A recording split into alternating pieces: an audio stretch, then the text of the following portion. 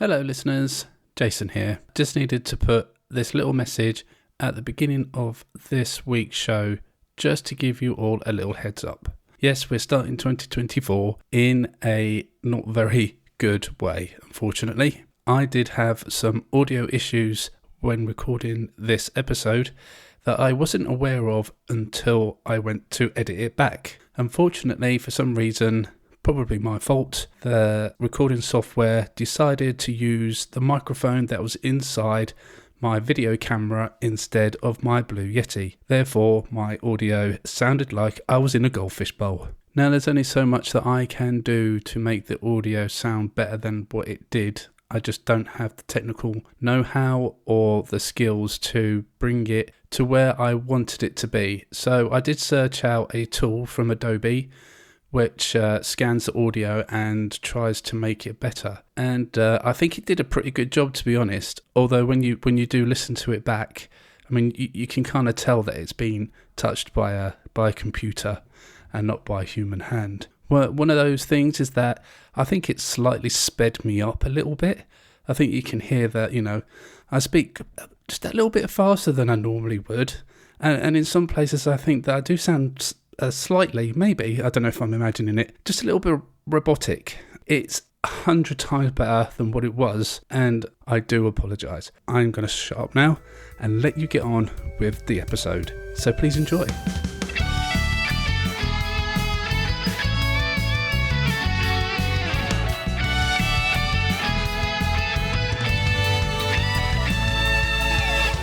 Greetings and welcome to a special edition of Prepared to Fast Forward, our chance to leave the past behind and concentrate on modern day pop culture. My name is Jason and joining me is Chris. Hello. Which version of Chris? It could be many. Which one have we got tonight? It could be any version from any reality. Ooh, okay. Well, I look forward to learning more about whichever Chris that we've got tonight. I'm sure that'll be very exciting. Also joining us is a very special guest. We'd like to welcome Seth Sturgill, the other half from the All In and Nintendo podcast and Cardboard Gaming's The Nintendo Drive. So a big round of applause for Seth. Welcome, mate. Hey, thanks, Guy. I can't guarantee that you have Alpha Seth today, but you do have a version of Seth, and I'm very, very excited. Jason knows this, I've been dying to, this is my favorite movie of all time, straight up. And I've been dying to talk about it, and I'm very, very thankful for you guys having me on here to chat about this one. Can't wait. Yeah, because I remember it must have been a couple of months ago you saw this film now, wasn't it? It was last August or September, I think. Yeah. Oh, okay, that long. Finally got to it. Yeah. And you, for your patrons, for your podcast, you do a special podcast where they can vote on certain subjects. And I know you put this up there about 2 or 3 times. So big fingers crossed they'll get chosen. And I always voted for this film every time, but other people didn't, unfortunately. Mm-hmm. So, and ever since, I think I've always kind of sensed that you've kind of needed to get this out of your system to talk about this film. So it seemed like the perfect thing to get you on here, for you to get this out of your system. Just get it out, man. Yeah, I appreciate the outlet, y'all. Because let me tell you, I don't know if you guys have this. When you've been podcasting for a while, I feel like anytime I come away from an experience like that, feeling very energized, I'm like, I got to podcast about this.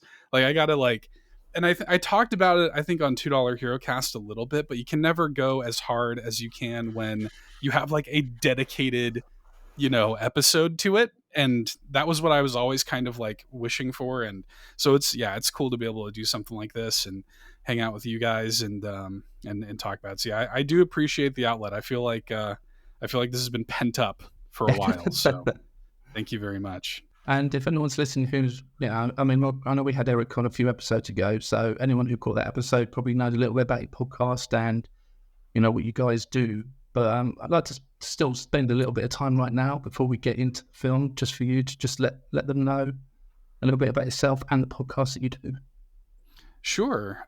So I am a full-time content creator. I have been for about 1.5 years. I do a bunch of different podcasts between All In, a Nintendo podcast, a bunch of, Patreon exclusive content that we do for that, a YouTube channel, of which I'm the primary producer of, and all kinds of stuff there. We highlight indie games on both the podcast and the YouTube channel. We talk about Nintendo. We do reviews and retrospectives and weekly top fives on All In and stuff. And then I joined the Carpool Gaming team last year as part of the Nintendo Drive, and also just I'm kind of like part of like the, I guess, like managerial brain trust of Carpool Gaming as well. So I do a lot of stuff over there too, a lot of producer level stuff there too. And yeah, I do a bunch of like side stuff too. I have a podcast called Keep Nintendo Weird that is very infrequently updated, but but I do that as often as I can get away with. I just like to stay as busy as possible.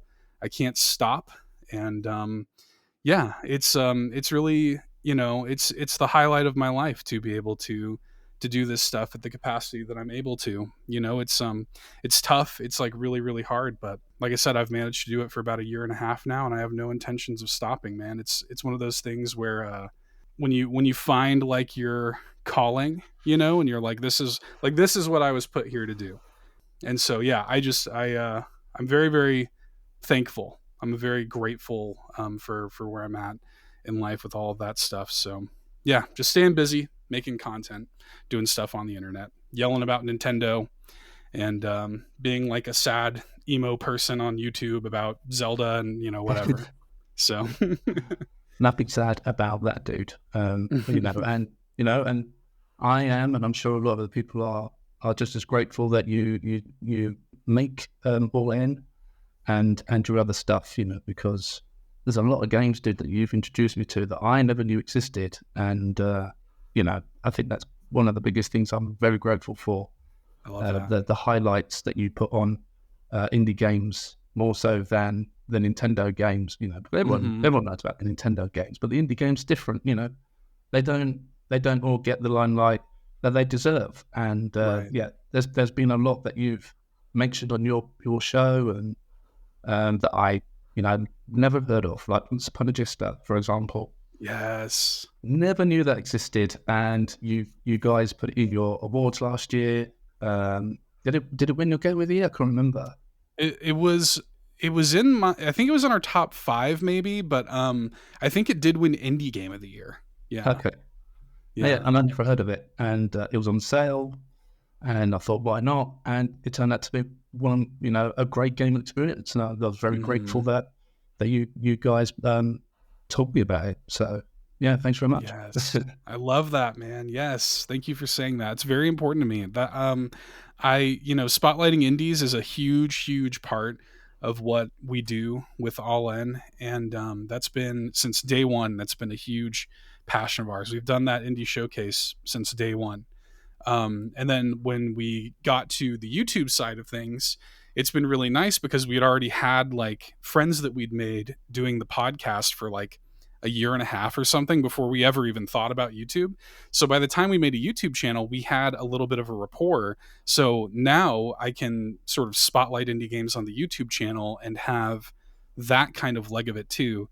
And so if you're like, yeah, if you're a fan of indie games and Nintendo games, like not to, you know, toot our own horn or whatever, but the YouTube channel is a great place, and the podcast is a great listen for. That's long. It's a long podcast. It's segmented though, and you can jump around if you want to. And you know, I timestamp it all every week, so we try to make it as easy as possible. We do like the news as like a separate broadcast too, so we cover all that good stuff too. But we try to provide some variety, and we try to just have fun with it, you know. Yeah, you still average about 2.5 hours an episode, don't you? Yeah, right around there. Yeah. Mm-hmm. Yeah, it's a long one, but it's a good one. And, you know, I've said I work on my own all day, so it could be as long as you want it to be. I'll still have time for it. I love it. Thanks for the support, man. I really, really appreciate you, you and your support and being a part of the community. We're very, you know, I said earlier, like, I'm just so thankful for, you know, the people that have kind of like come up around it too. Cause like, it's one thing to do a podcast. It's one thing to do YouTube videos or whatever, but the people that have sort of assembled within that community are really, really special. Just special people, kind, intelligent people. And I am very, very thankful for community members like yourself and, you know, everybody in there, man. That's really great, really special. Yeah, I think I said it when Eric came on the show, that, you guys have built a special community there on Discord, and I've also, I think I said on that episode as well that, you know, I was searching for a Nintendo-based Discord for quite some time, tried a few out, and they didn't really hit. But as soon as I landed in yours, I was like, yeah, I'm at home. You found it. I'm there. You're home. So, yeah, you found it, buddy. Yeah, and you when you came in, by the way, too, it was like you'd always been there. Like you just fit right in, and I think it was like I saw you. It must have been. I have to imagine you're weirded out by this. It must have been like 2 weeks after you joined. I was like, hey, do you want to come on the show? You had like just joined and you're already getting invited on the show. We talked about the Tetris movie. We did. And that was a lot of fun. It was. So yeah, it was good times, man. It was exciting. Yeah, it was cool. Yep, and that's still there on your back catalogue. So if you want to go check that out, then I don't know what episode number it was now, but me either. Yeah, it must have been 160 something. Well, we're about to put out. We're doing the Golden Aces as we sit here tonight. We're going to do it tonight as we're recording this. I don't know when this goes live, but I think that's going to be episode 187 or something. So you must have been somewhere in like the 150s or something like that. If I find, I'll dig it up, and if I find it, I'll just interject randomly like 30 minutes from now. Hey, Jason, I found it. Okay. But yeah, go and check that out, and Seth will let you know how you can find all this stuff at the end of the show. You're 149. I was an episode off. 149. All on episode 149. There it is. I'll take it. 149. Go and check that out, and go and check out all the others. All the episodes. They're really cool, and you'll learn some new games, and you'll be very grateful for it. If we're all ready, guys, let's get into the film, shall we? Let's do it. Okay. Well, if we're all sitting comfortably, then let's prepare to fast forward.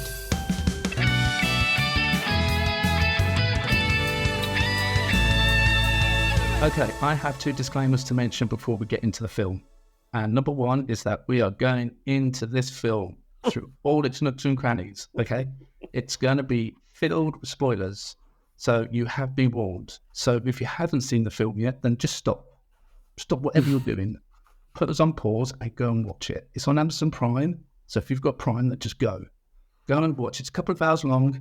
You'll thank us later. And then once you've done that, then you can come back to us and hit the play button. Okay, so yeah, very spoiler filled. And this is a film that shouldn't be spoiled for you before you see it. So yeah, please heed our warnings. You should know nothing going in. Yes. Come in as blind as you possibly can. Yeah. The second disclaimer is that I apologize now for any mispronunciation of names of the cast or characters. Good call. Jason, you're not that bad at pronunciation. Really? You know how bad I am, Chris, at pronunciations. Yeah. So I mean no offense if I manage to screw up, which I'm sure I will, 1 or 2 names. But yeah, that's my second disclaimer done. So yeah, I'm not being horrible or anything. I'm just really, really, really bad at pronouncing some names. And we're still waiting for Fonzie Bear to appear in the Muppets, aren't we, Jason? Yes, we are. Okay, listeners, if you're wondering how this episode, because we've never really done one film for the whole entire episode of Fast Forward, but basically it's going to work like our What's Wrong with Wolfie podcast, basically. Split into 3 segments, our general thoughts and discussion on the plot of the film, a mid-section where we are dedicated on the cast, and then at the end, a discussion on our favourite scene of the film. Seth, what was your expectations when you was coming into this film? Like, did you have any expectations? Because I know from me personally, I saw the trailer. I thought it looked cool. I thought it looked interesting. You know, we saw certain scenes from the film that were really out there, and we saw the dildos flying around and everything else. And I was intrigued, and it had Michelle Yeoh. There we go already. I'm sure that's not how you spell surname. But and I was intrigued. So I went in this obviously blind, and what I got out of it was completely unexpected. Was that the same for you? Yeah, like I had heard the buzz about it because it was winning all the Academy Awards and stuff, and I had heard about, because I saw it quite late. I mean, it came out like a year or something before I finally got around to it. But I don't get to go to the movie theater all that much. And when I do, it's like on the rare occasion that my wife and I both happen to be, available and together. And I don't usually go to the movies that often. So I missed this in theaters. And when I finally got around to watching it, I had heard like all the, there's all this discourse about how Ke Huy Quan. So there you go. I think I've mispronounced his name too. So we're 2 for 2. There's all this discourse about like his kind of big return to film, and like there was all of that going around. I'd seen the clips and interviews of him just being a sweetheart on Twitter and stuff like this. So like I'd seen that stuff, and I think I had an idea that it was going to be like a multiverse story. To be honest, I'm very like fatigued by multiverse stuff, like the way that just everything is a multiverse thing now. But so I think I knew that kind of coming into it, but I knew nothing else.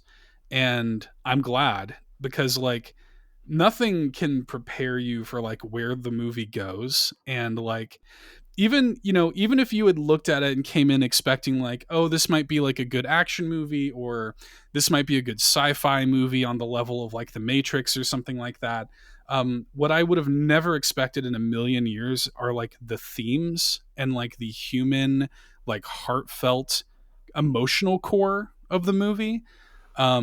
It's everything. Like everything is in the movie. It really truly is. Yeah, I love it very much. Yeah, I think working in a kitchen, you don't have much time to yourself at all, really. And when you do, you're either asleep or wired or both. So I was quite late. I think I saw it after all of you guys, Jason, like you, Rich, and I think Steve had seen it at that point. And I was like, let's give it a go. And I went in spoiler-free because I'm not really a social media person. So I went in essentially spoiler-free, and like yourselves, I heard things about multiverses and stuff, and then I was a bit trepidatious. I was like, really? Like you guys, like do I really want to? When I finally sat down to watch this film, it spoke to my very niche sci-fi tastes into a point where I was like, this is everything I love about this genre rolled into one, with a very human, relatable story, and it worked. And it's not overdone. It's not forced. They're not using it. They use it as a gimmick, but not in like you said just a minute ago, a fatigued gimmick in Marvel movies where, let's just do this universe bigger and amazing. It's like, just tweak it and have fun with it, and that's what he did. And I was absolutely blown away by how they pulled this film out of the can through lockdown and COVID. They did all the effects in After Effects, which everyone knows is your baseline visual effects entry level. If you can work around that and they did the whole movie post-production in After Effects, and the After Effects and visual effects community were blown away as well. Like, wait, all this was done in After Effects on your laptops during lockdowns? And it's amazing. And you look at it and you're like, you wouldn't know. And I just love that you had Jamie Lee Curtis has got to a point in her life where she's like, yeah, I'm gonna take these projects, I'm gonna do these silly little things, and it works because all the actors that they have on board are sincere and honest, and they're not in it for a laugh. They're in it for the story. They're in it for the characters and their redemptions. And I think I watched it 3 times in a month. Mm-hmm. And even then, every time I watched it, I pick up on something I completely missed. I pick up on a comment or a poster on the wall or a keyboard where the keys are just slightly different that weirds you out because you're so used to, and you're just like, that's not right. Oh, wait a minute. That's the point. And it's just lovely. It's a lovely, wholesome story that happens to be within a dimension, not so much, is it dimension hopping? Kinda. Yeah. And it just uses that as a canvas to tell this story of what if, that age-old question of what if, and then spoilers, in the end, it answers that question, just everything's going to be okay. And your life is fine, and you can heal these things. You can heal these things and get through it. You just have to stick with it and give it a go. And by the time that ending came around, I was just like, wow, they really pulled a good one there. I think we all agreed, like at the beginning of the film, like we wasn't expecting the human aspect of the film, even I don't know, like even through to halfway, maybe, I don't know, like it just seemed to be this like fun sci-fi weird film with all this weird stuff going on.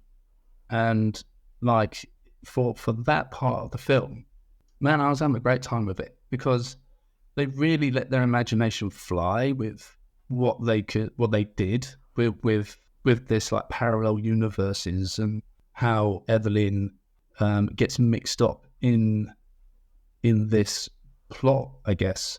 I mean, I don't know what you guys want to say about that kind of aspect of the film, of how they brought Evelyn into this storyline, and being in the in the tax offices, wasn't it? I mean, most of that part of that universe was all done in the tax office, which I never really realised on the first viewing, because I think I was just like all over the place. I couldn't really, I don't know, but on my second watch that I did today, like I realised more. It's like, oh, this is all in the tax office, It's so economic, the movie. Like they do so much, like very quickly and very like succinctly.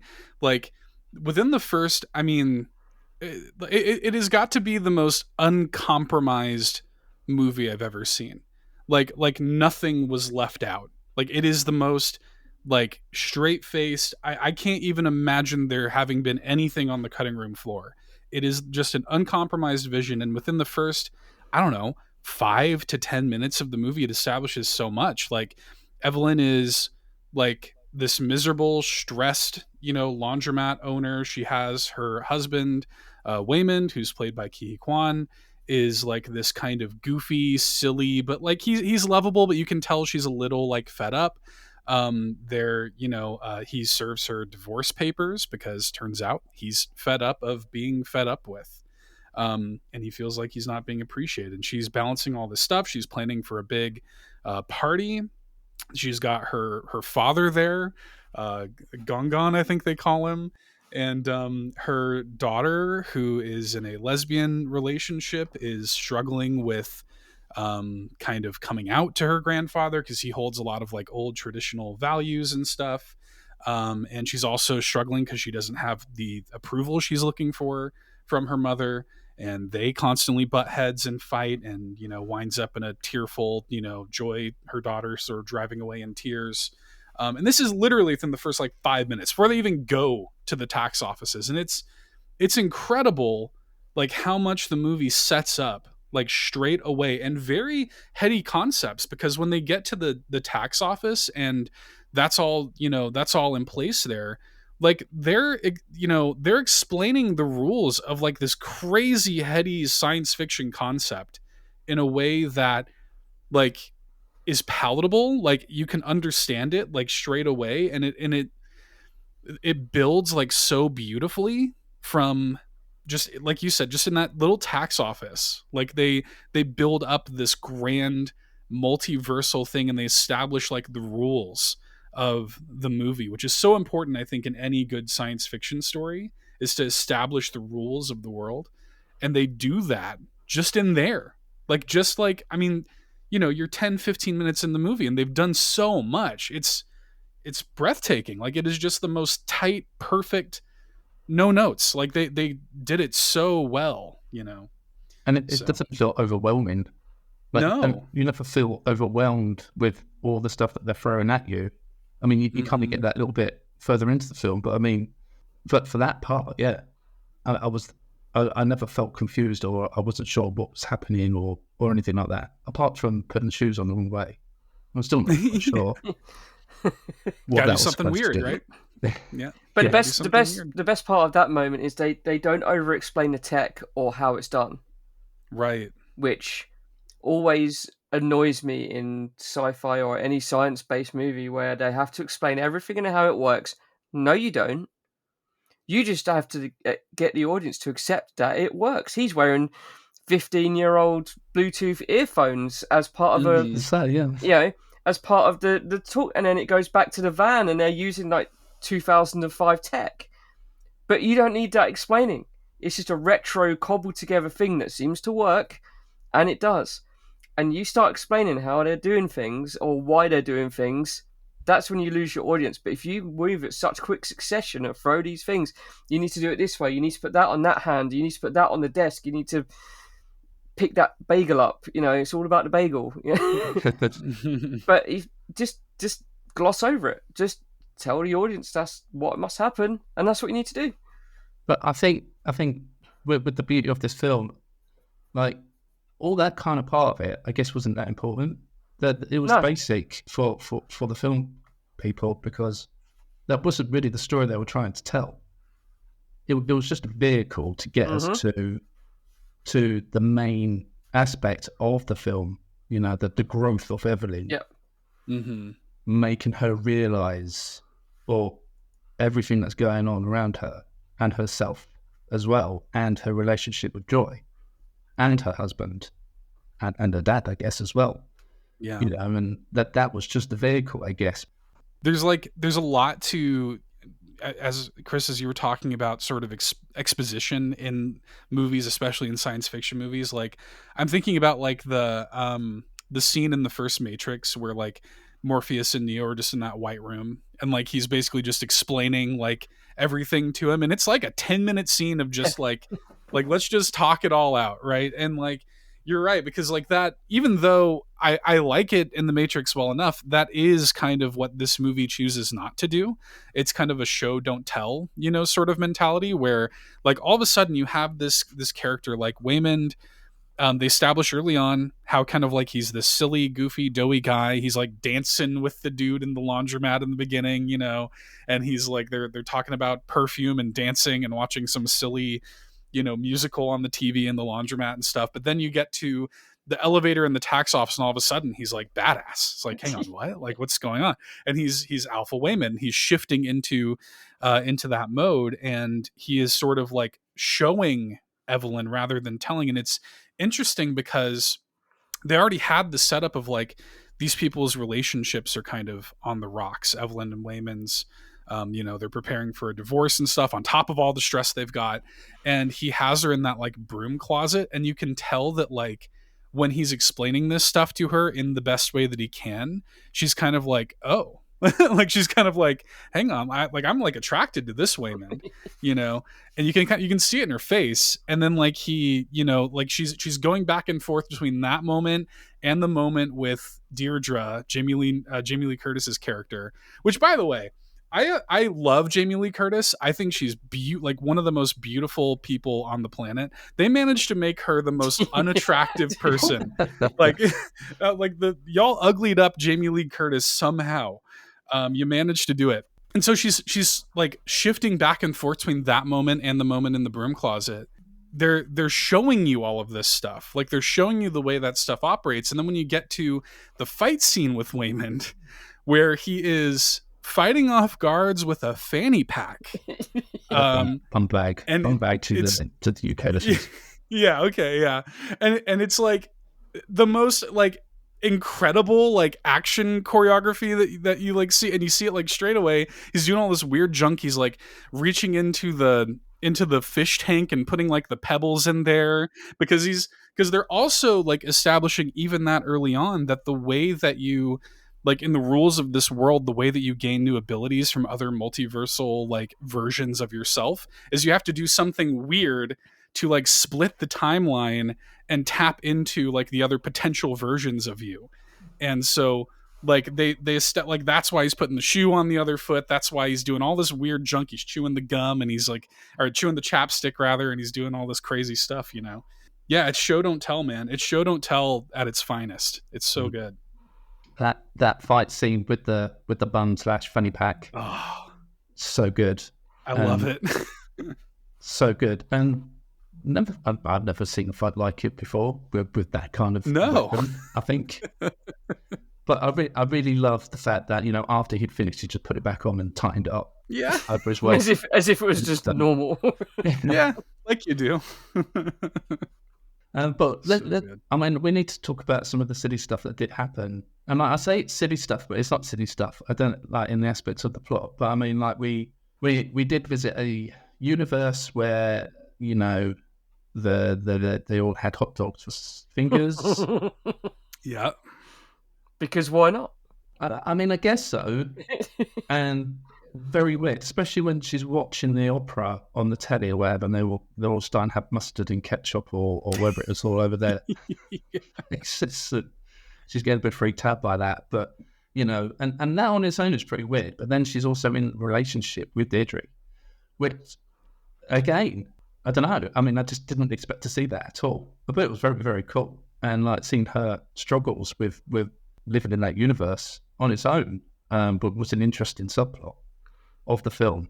But it did freak me out that they had to use their feet for everything because I don't like feet. And, that moment kind of went full Rick and Morty on us, didn't it? Yeah, like, a little bit. Let's have all these kind of like slight differences, but yeah, let's just do this one thing where they've got hot dogs for hands and see where we get from there.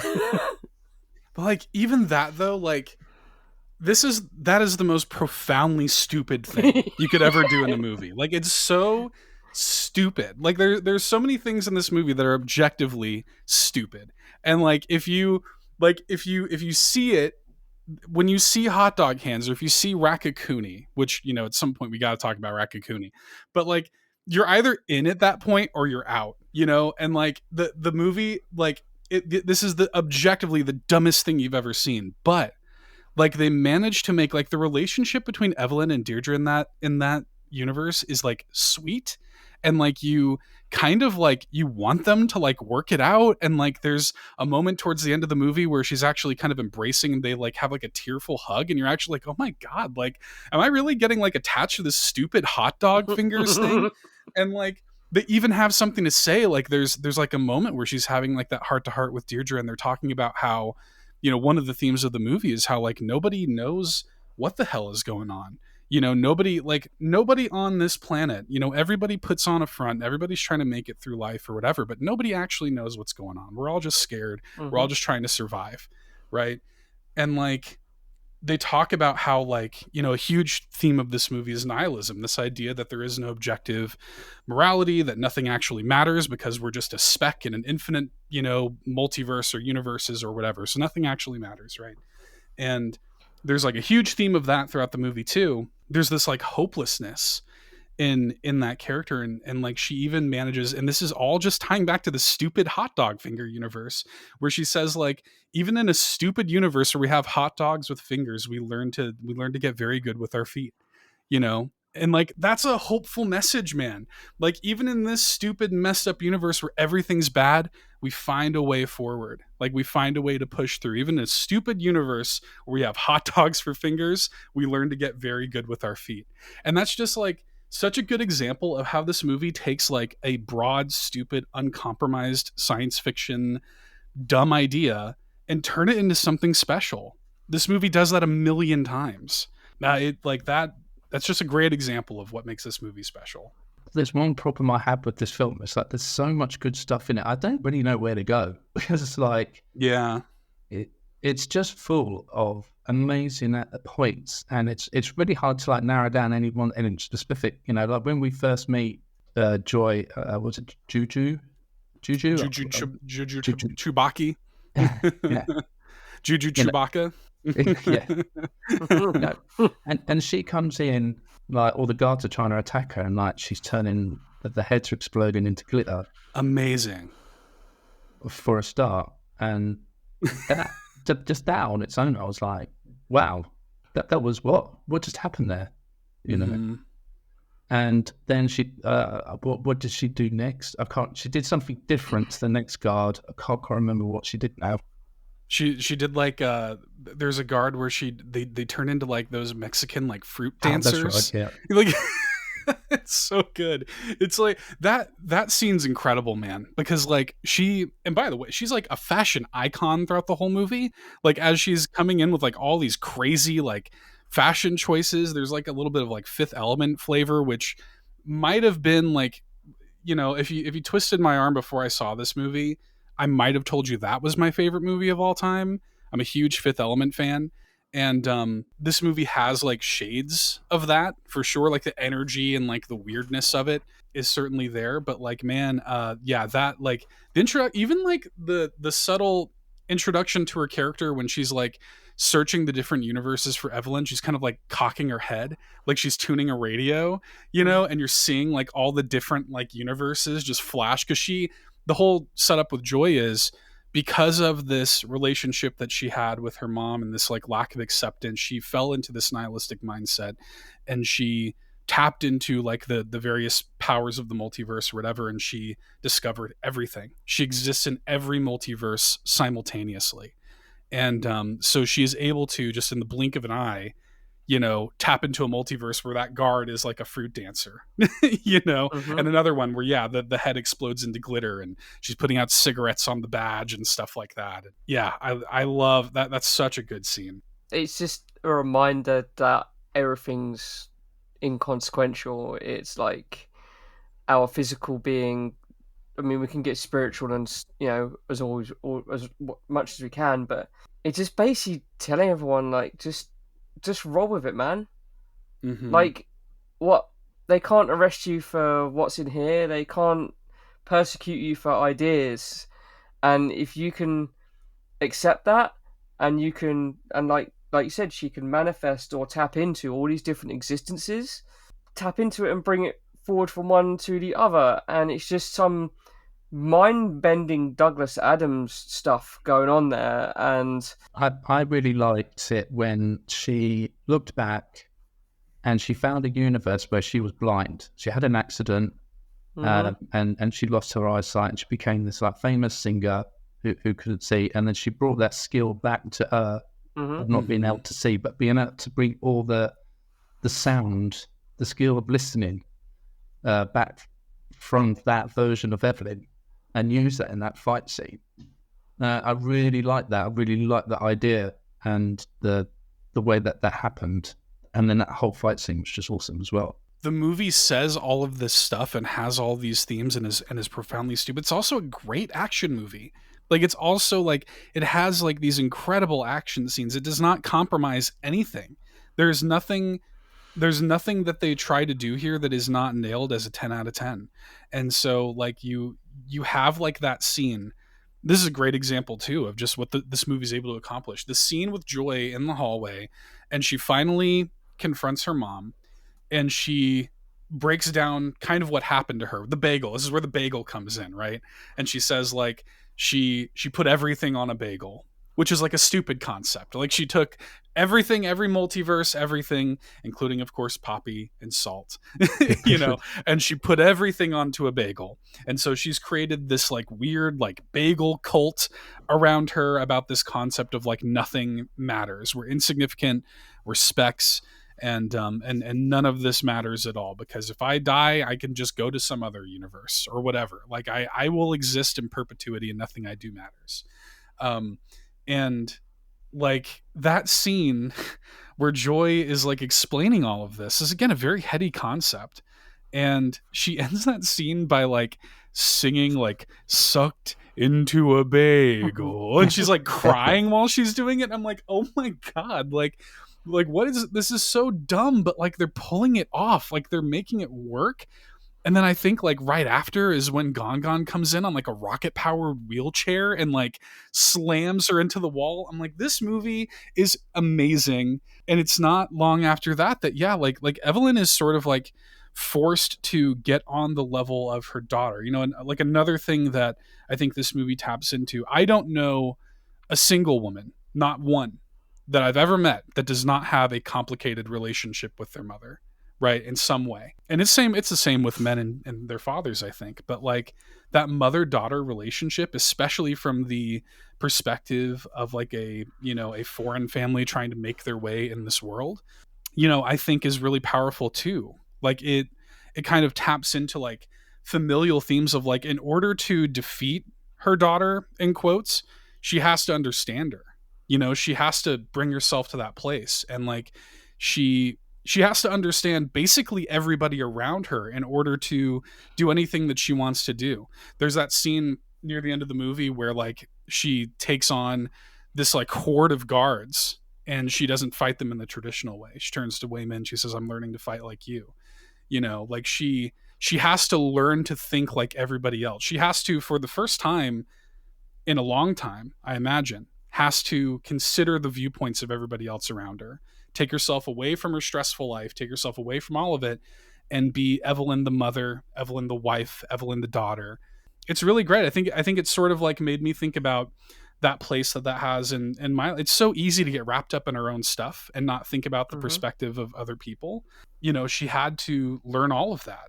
And in doing that, she also learned a lot about herself and seeing how to tap into those other things. You talked about the multiverse where, yeah, she's like a singer and stuff. It's like, oh, right. Like, this is how things could have gone in another life. Yeah. All of that stuff is very interesting, really heady, really makes you think. And that's what I love about how this film handles that theme is you could turn left or you could turn right. You could say yes or you could say no. You could have been male or female or anything like that. But at the end of the day, the fundamental meaning of this film is to say, embrace what you've been dealt with. There's no point in dwelling on what you could have had or what you didn't have or what could have been or what wasn't. And it's a lovely way that this movie ends, where they all just embrace each other. The daughter understands the mother, the wife understands the husband.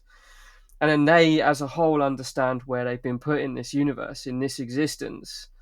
And it's such a lovely universal theme that, like Jason touched on earlier, it just happens that this movie takes place in a multiverse, mind-bending sci-fi story. This lesson and this message could take place in a schmaltzy Hallmark movie.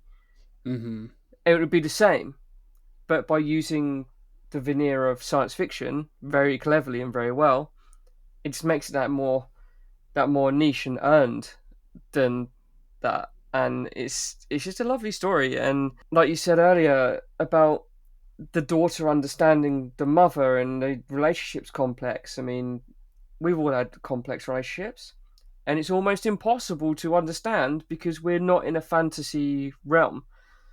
This being a story is a fascinating fantasy. However, you can tap into that in reality as well, where you may never understand a parent, you may never get the opportunity to understand a parent, and they may not get the opportunity to understand you. But if you understand the themes of this film, and this is what art and literature is supposed to be doing, and makes you think and appreciate everyone because of that piece of art that you've just watched or experienced, that's the lesson. It's improving, in a way, the viewer.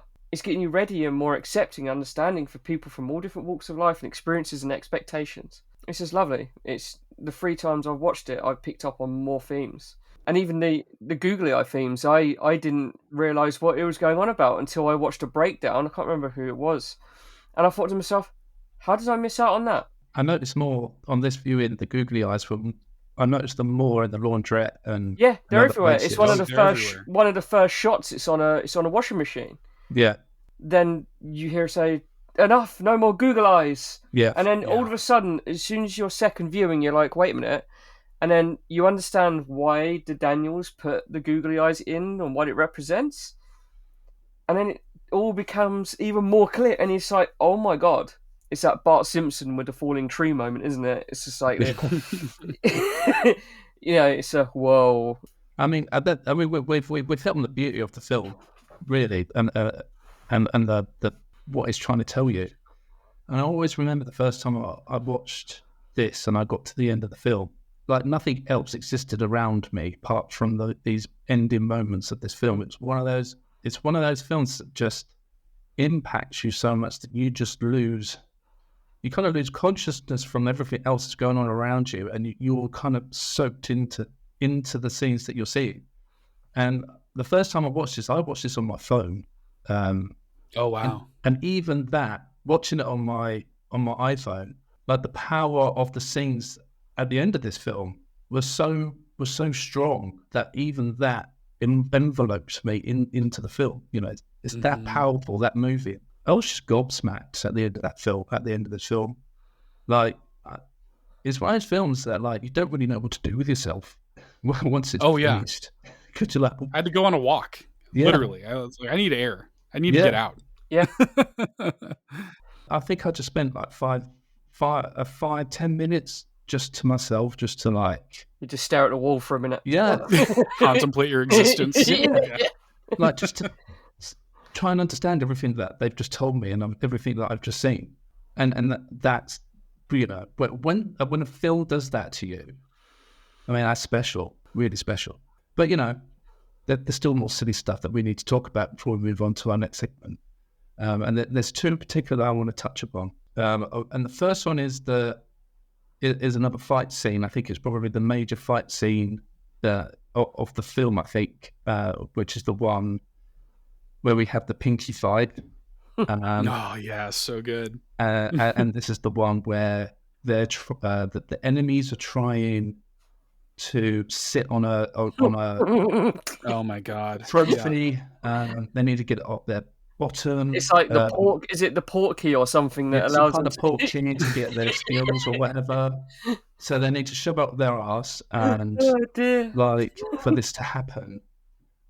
So this is this fight, you know, and it's mentally crazy. There's a hell of a lot that happens in this scene, you know, and this is also the scene where Evelyn learns and she turns the bullets into googly eyes and flicks them back at people who shot the bullets. And like she puts that googly on her forehead. And this whole fight scene was just, I don't even know what to say about it really. Like even these like people trying to sit on the trophy or whatever. Like I'm like, what am I seeing here? What are they doing? Do you know what I mean? And then like the other security guard just kind of flies out of nowhere in slow motion, like points on, you know, and like they even have to like blur out his privates because they're all just flapping around everywhere. Oh, I love those gags, the censorship gags. It's just like, no, this is too much for the audience. We'll censor it anyway. And it's all slow motion, and like he comes out of nowhere and he's like, I think this are in the air, and like he just perfectly lands on this like trophy, and then the other guy comes in a little bit later who's found something else to shot his bottom, so he can have the key, and like they've both got this thing stuck up their bum, so they're doing this like whole fight sleep. Like, what am I seeing here? It's when they're running around and you see it wobbling between their legs, it's wobbling around. And it's like, what? It's just the sheer absurdity. So good. That was the first. Like, my wife and I were watching it together, and like, I don't often, when I'm watching a movie, have a physical reaction to something. That scene, I literally got out of the chair. I was like, I can't believe what this movie is doing right now. It's so, like, this is a movie, because they've already established, right, in order to tap into your powers or whatever, and they, you know, you have to do something weird to split off into the multiverse, tap into some other multiversal version of yourself that has a skill that you're trying to tap into, whether it's a very strong pinky or whatever. You have to find that. And they say something, there's, I think, a line that Alpha Waymond says something to Evelyn, like the reason that version of Evelyn is the one that's able to do it is because she's failed so much in her life. Like, your failures are actually what makes you strong in this concept. And so these people are fighting like their lives depend on it to stick a trophy up their ass and create a timeline split where they can tap into these powers. And they are doing this incredibly, I mean, like the Crouching Tiger, Hidden Dragon DNA is in there, and like the choreography is like on that kind of level about these people who are trying desperately to put a trophy up their ass. And like, it is unbelievable. I was like, I can't believe what this movie has pulled off. Like, and you buy it. You're like, yeah, like I'm here. I'm in it. I'm in this moment. Like I my mind is being blown. I have no idea what's happening, but like, I'm here for it. It takes itself seriously, and that's why we buy it. It takes itself so seriously, and the sincerity pays off because it's not a parody. It's not done as a homage. It's literally done as part of the plot. And if you accept the characters and the situations and you take it seriously, you therefore no longer see these scenes as the most absurd, batshit crazy hunt for sitting on a sex toy moment. I sat there and I was just like, they've essentially referenced Tarantino's Crazy 88 battle. But in their own unique, mind-bending, universe-shifting way. Because it's just never-ending. These people just come from nowhere. And then you see them it's just the same scene, really, physically, but thematically, it's a completely different thing. And it's just nuts. But at the same time, it makes total sense because you've told it makes total sense, therefore you never question it. And then that's where the third eye comes in, when she puts the Google eye for it. And that's what the whole film's leading at. And I think even the bagel represents the third eye, which is the all-seeing eye. It's the eye you can tap into anything, like past, future, heaven, hell. And when I heard about that theme, I was like, hang on a minute, wait, they threw that in there and didn't explain it? And that's what I love. They didn't have to explain it. They understood that the audience would have either a base knowledge of what the third eye represents, or they would go and look it up. And it makes the audience more knowledgeable because now they understand what they were going for with the whole third eye theme. Absolutely mind-blowingly fascinating film, how they pulled this off. Really is. It gets richer in every viewing and every conversation. I mean, even that Pinky part was just great. I love that idea. Going back. Yeah, well, that too. Like, that whole scene too is a total Kill Bill reference also. Like, even like the shot, like there's like a zoom in shot of Evelyn with the pails of water, like that's right out of Kill Bill with like the training that the bride was doing with Kaime. And like that's a huge reference too. And then like her Pinky gets like muscular, and it's amazing. It's so good. And like they, like that scene that y'all are referencing towards the end where she's fighting off that legion of guards, walking, like going up the staircase, and she puts on the third eye and everything. Like, it's only after learning about who Waymond is and the way that Waymond goes through life, which is he's not some dumb idiot schleppy dude. He chooses to view the world through a lens of kindness, and he chooses to be positive. It's a conscious decision. He's like, I've been on this world as long as you have. I'm not stupid. I'm not naive. I'm making a conscious choice to be kind. This is the way that I fight. And when Evelyn approaches those guards, it's like, well, what I've been doing before hasn't been working, so I'm learning to fight like you. And she puts on the third eye, which not only represents, all-seeing eye, third eye, I think that's all true, but it also is an understanding of googly eyes are silly. They're fun. And it's everything that Waymond is represented into a tiny little thing. Yep. And the very thing that she was ripping off of the trash bags earlier, she's now embracing and putting on her forehead, right? And when she fights those guards, she's no longer tapping into, whatever, the version of her with a strong pinky. She's tapping into, this guy, one of them, and this is a callback to the beginning of the movie, the guy that Waymond was dancing with talks about how, like, he misses the smell of his wife's perfume. It's implied that maybe she passed away or something. So she sprays it in his face. So cool. Like, and like she's fighting with kindness. She takes the two guards and makes them meet, and then they like are married or whatever. She, and then they go to a silly place with it too, where there's one that just wants to get spanked. Right. And so they do that too. And he's got the gag in his mouth and everything. And, so they still manage to get a laugh out of that. But the point is that she's fighting with kindness, and everybody at the end of the day has something that they want. Even your enemy has something that they want, has something that makes them happy, has something that, everybody has that. Everybody's just trying to make it. Everybody's just trying to survive. And yeah, like, I think that's a really beautiful message, man. I think that there is a line to be drawn, but like that's, I mean, she's literally killing him with kindness. Like she's literally learning to fight like Waymond. It's a very beautiful message. I think I might've tweeted this out, like after I first watched it, I was like, if you could make everybody on this planet watch Everything Everywhere All at Once and like take away something for it, the world would be a better place. I really do think that. I really do think that like there are universal themes in here that everybody could take something away from. And regardless if you feel seen by one element of the movie or the other, or if you just think it's stupid trash, you know, I think that there are things here that are important to the human condition that could improve the viewpoint of anybody who sees it, like good art does, where like I watched this movie and I felt like my life had been changed. Like I felt like my viewpoint on life was different, because I've definitely related to that nihilistic mindset that Joy has in the movie. I've definitely been that guy. I've definitely had thoughts at various points of my life where I've been low, where I said, man, does any of this matter at all? Mm-hmm. You know, anything that I'm doing, is there any point to any of this? You know, like I don't know what's going to happen after I die. So why, like, what's the point? You know, so I've had those mindsets before in my life, but what this movie says is, if nothing matters, then the only thing that matters is what we do right now. Mm-hmm. You know, and like that, the nihilistic mindset, I think, has a certain beauty to it that really taps into, in a way, it gives you so much more value to your life, because you only get the one shot.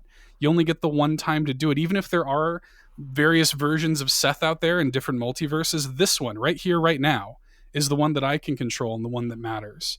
And if nothing matters in the grand scheme of it, everything matters right now. I don't know, man. Like that viewpoint, that this movie taught me that. This movie opened up my third eye to that. Yeah, it's beautiful, man. Yeah, you nailed it. I think I was nodding constantly as you're speaking. That's how, yeah. Yeah, you nailed it. You nailed it. Okay, well, there's only one more scene I want to quickly talk about. And it's implied before it happens with a conversation between Evelyn and her husband about Ratatouille. So good. And it turns out, Evelyn's saying it's a raccoon. Well, we all know it's a rat. They have a laugh or whatever. We have a laugh, and then we move on. But then a little bit later in the film, we go to a different universe where Evelyn's a chef, and she's in this like fancy restaurant where they do all the chopping and stuff on by the table. Hibachi sort of thing. Yeah. And in this universe, it turns out to be true. She gets it wrong because the other Evelyn is having a fight, and like it knocks the chef Evelyn out of her stride a bit, and she mucks up the chopping and everything like that. So then she gets sent away, and she goes into the kitchen, and she finds that there's another chef in there, and he's talking to himself, and like she pulls his hat off, and there's a raccoon underneath the hat. And even on the second watch, I'm like, what the fuck? Yeah. I mean, it has got a relevance to the story in the end, but at that point of time, you're like, what? What's going through your brains when you're seeing this? Oh my gosh. Raccacoonie, man. First of all, so it's funny because like, it's kind of, I think it's kind of commenting a little bit on like, it's a classic. As somebody who grew up in, around my family's Italian. So I grew up around a lot of like my Italian grandparents would mispronounce things constantly. Right. So like I could totally hear my grandmother trying to say ratatouille, but saying raccacoonie. I could totally see it. So like there's a little bit of that, but like, yeah, because these universes are infinite, there is a universe out there where Raccacoonie is a thing, because there's infinite possibilities, right? And it operates, by the way, this is amazing detail that that I heard about after the fact. Raccacoonie is voiced by Randy Newman. Oh, really? Yeah. And so like they got the Toy Story guy to voice, like, I'm like, that's an amazing detail. And there's a moment where they're like singing together, and the rival chef is played by, I think his name's Harry Shum Jr. He's from Glee. I'm a huge Glee fan, and I recognized him from Glee. He plays Mike in Glee. And anyways, he's like has this like relationship with the raccoon, and like he winds up being one of the guards that is like fighting her at the end, and she like has to reunite them by like jumping up on his head and like taking control, and they're like running after Raccacoonie after the restaurant's been shut down, and like there's like an emotional core to that too. Like it's so profoundly stupid, but again, they make it work. That's what plays with your brain. It's like, I'm seeing this stupid, absurd thing, but it works. Yeah. What am I watching? Yeah. Like, he's running, she's encouraging him, let's go and get the raccoon back. And like, they're running after it, but he runs out of he runs out of stamina. I was like, yeah. And then the next minute, Evan is putting him on her shoulders, and they're running. And I don't run after the raccoon so he can live on top of the dude's head and control him.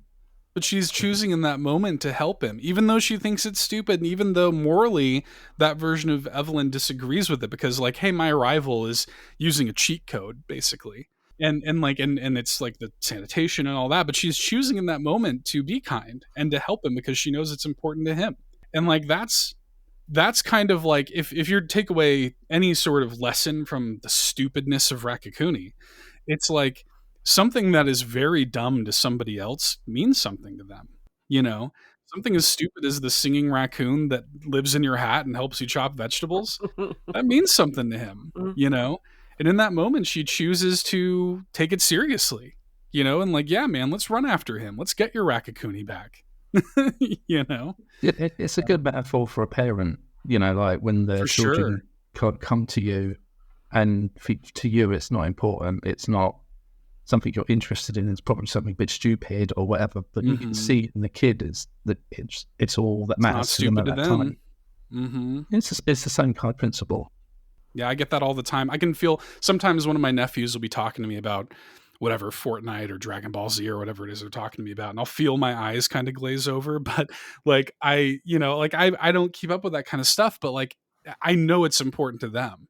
So it's like I'm gonna take it. I'm not gonna make them, because that happened to me so much when I was a kid, man. Like I would try to tell my parents something I was excited about, and like they would just write me off like, okay, all right. You're being too much. Go away. Go play with your toys or whatever. And it's like, man, like that's important to these kids. They have, like they chose to share that for a reason. And it's like something that's stupid, in your eyes is something meaningful in another person's. So, and that's all just something that you can extract from Raccacoonie if you want to in this movie. I want to go deep into an absurd scene that no one understood, but people like us just get it. Yeah. What a movie, man. All right, let's have a little bit of music from the film, and then when we return, we'll have a little chat about the cast.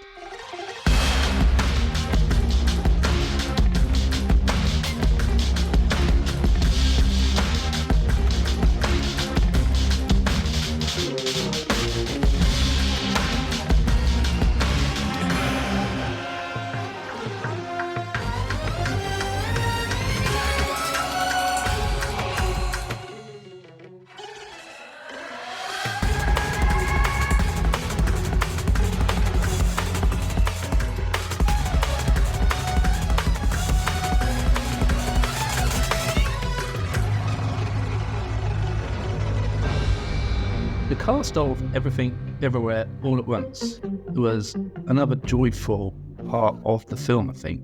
Like, I know Michelle Yeoh, disclaimer at the beginning. If Rich was here, he nails her surname straight away. But is that Michelle Yeoh? That's it. Thank you. Just Yeoh. Michelle with a little bit of an E there. Yeah, okay. Anyway, I mean, I realised afterwards in the end credits she was an executive producer of the film. So, I mean, everything is in that part of the film. But, like, we all love Michelle. She's a great actress. I've loved her ever since I saw her in Tomorrow Never Dies. I think that was my first. Yeah, same. That was my first experience of Michelle. Gotta be. And, and I'm really glad that she's finally found a place in the film industry where she gets to make these kind of films now. And I thought she just she brought her experience from all the film that she's done, brought it to this, but with such a emotional aspect to it.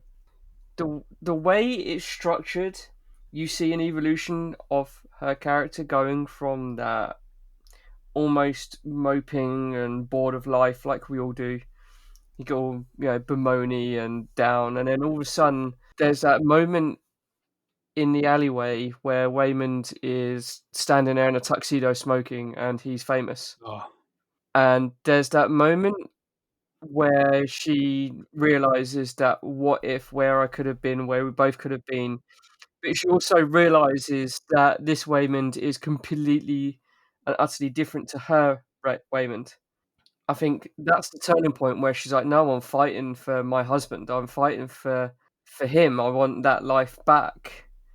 And as much as she would like to live that life that she never could live, she wants to go back to the life that she knows. I think she just plays it masterfully well, where it's not like she's completely given up in the beginning, but she's got that frustration. And there's just something about Michelle Yeoh, who, I'm going to say it now, is completely wasted in Star Trek Discovery seasons 1 and 2. Oh, she's just amazing. And I don't think I've seen Crouching Tiger, Hidden Dragon in many, many years. And I think I've only ever seen it once. And to see her evolutionary thing as a character go through in this film is just mind-blowing. I'm outspoken on my feeling of the Academy Awards as it is, but for her and Ke Huy Quan for winning an Academy Award early this year was just deserved. And a film that kind of came out under the radar as well. Everyone was like, "Oh, what's this little project that Michelle Yeoh's done?" They saw it as a lesser thing, as a side project done during COVID. It's like, no, just watch this film and you tell me that those moments where she snaps from what the fuck is going on to completely understanding what is going on within 10 seconds in the same scene, it's just masterful. And to snap between those two versions is just great. And we need more Michelle Yeoh, and we really do, because she's fantastic, and give her every award and accolade and job you can. If you think about the Chinese actors who have really made it in like American cinema, I mean, they've got, it's a short, stern list, sadly, and this movie is probably like a Jackie Chan away from having all of them in it. You know what I mean? Like between her, who, I mean, she is at once a great emotional core of the movie. She can be relatable because she's stressed out and everything, just like everybody else is. And you get it.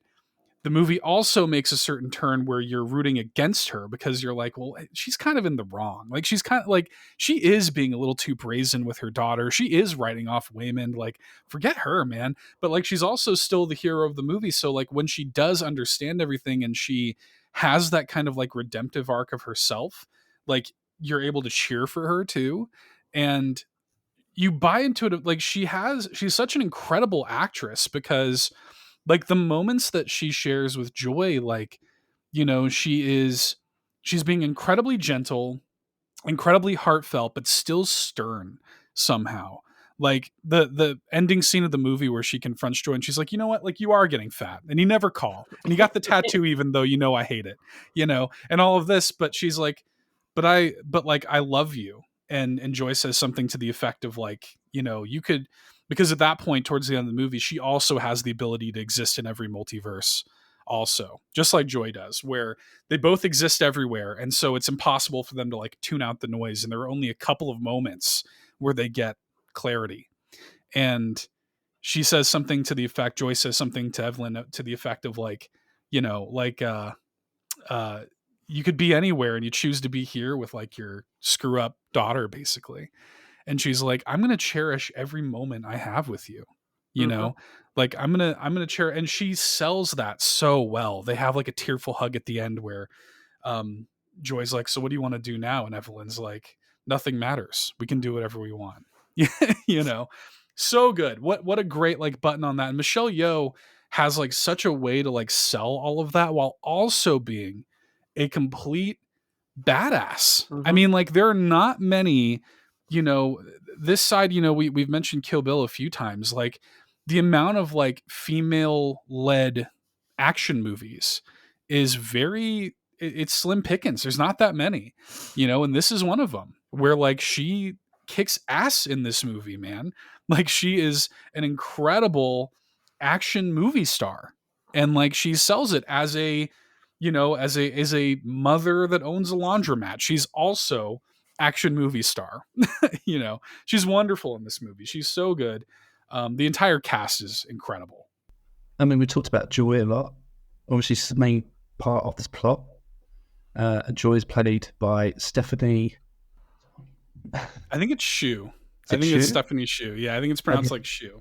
Yeah. all the performances are really strong in the film. Michelle's, as we've just said, was spectacular. I think Stephanie's was just as, I'm not sure, maybe a little bit more. She's underrated, I feel like, in this. I feel like everybody's talking about like Ke Huy Quan, and justifiably so. Like, they're all great, right? But like, I feel like she's the one that gets kind of slept on with this. I feel like she deserves, and she, she got nominated for Best Supporting Actress at the Academy Awards for this movie, which is great. But like, she is terrifying and like one of the like terrifying movie villains, and she is relatable at the same time. She's funny. She, she has like, she crushes it in this movie, man. She's young too, I really, I hope that this is like, the beginning of like a huge career for her. And she's done some other stuff, but man, like I think that she is like one of the gems of this movie for sure. She's so excellent. She makes a choice in the ending scene of the movie I was just talking about, where she's crying and she's having that final chat with her mom, and she does this kind of like laugh cry, like a kind of like like she's like kind of laughing while crying. And like, I just love that. Like, I think about that all the time, like where she just kind of laugh cries. I'm like, man, like that's so relatable. And there's like that moment where like they're hugging and it's just kind of quiet. And she's like, this is awkward. It's like, we've all been there. She's just, she's the best. She's so good. She plays that yin yang of like teenage daughter to evil. So well, doesn't she? Yeah.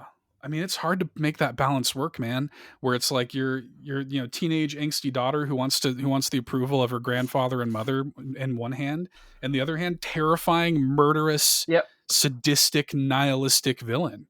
So good.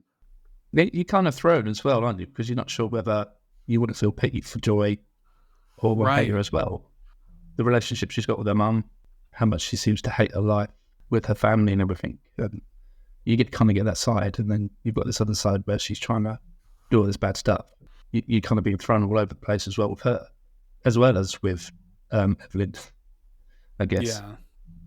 But the power of the performance from Stephanie just ramps that up to extreme levels, and she just nails it.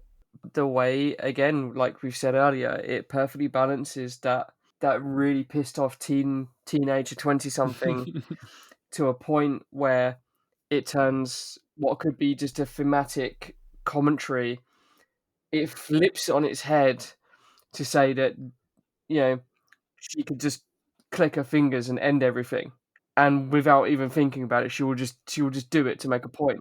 But at the same time, there's this underlying love for her parents that she respects, and that never goes away.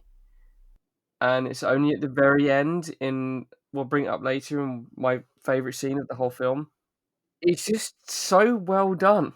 Written, performed, everything. It is just... And it's not overdone either. And they pay so much tribute to Asian cinema at the same time by using her as the way to pay homage to the Asian cinema with the musical numbers and the manifestations and the scene transitions and everything like that.